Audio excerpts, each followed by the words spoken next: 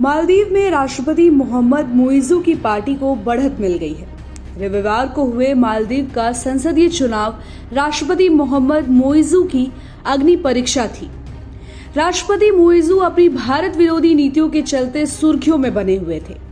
हालांकि राष्ट्रपति बनने के बाद भी मालदीव की संसद में उनकी पार्टी को बहुमत नहीं था।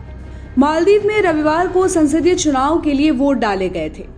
कुछ रिपोर्ट्स के आधार पर दावा किया जा रहा है कि राष्ट्रपति मुइज़्ज़ू की पार्टी पीपल्स नेशनल कांग्रेस जीत की ओर बढ़ रही है। कहा जा रहा है कि मुइज़्ज़ू की पार्टी 59 सीटों पर जीत दर्ज कर चुकी है और अभी भी वोटों की गिनती चल रही है।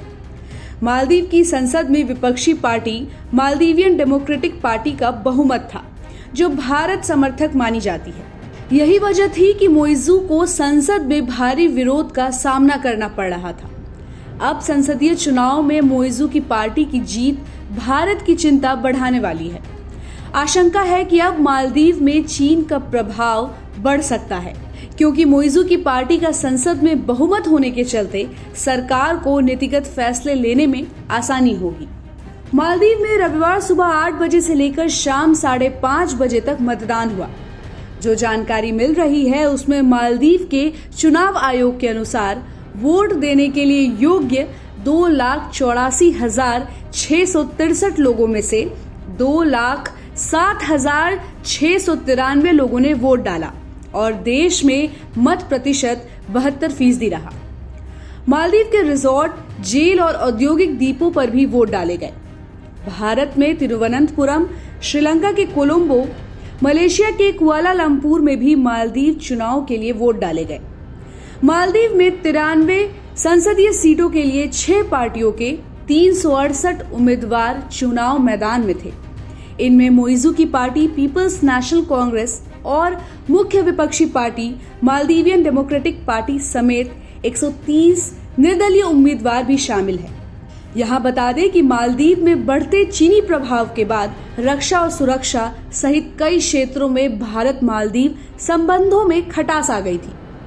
भारत की सभी सरकारों ने मालदीव में बढ़ते चीनी प्रभाव के बारे में चिंता व्यक्त की।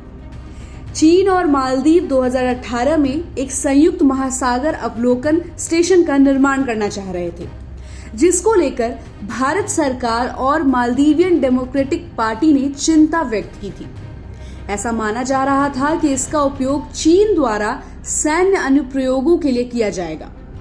मुइज़्ज़ू मालदीव के पहले राष्ट्रपति हैं जिन्होंने चाइना का दौरा जनवरी 2024 में किया था। मालदीव पर इस समय चीन का कर्जा $1.3 बिलियन है। ये इतना बड़ा कर्जा है कि मालदीव कितनी भी कोशिश करे आसानी से चुका नहीं सकता।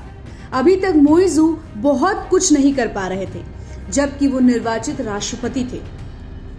वजह थी संसद में उनकी पार्टी का बहुमत ना होना। अब संसद में उनका बहुमत भी है और वो राष्ट्रपति भी हैं।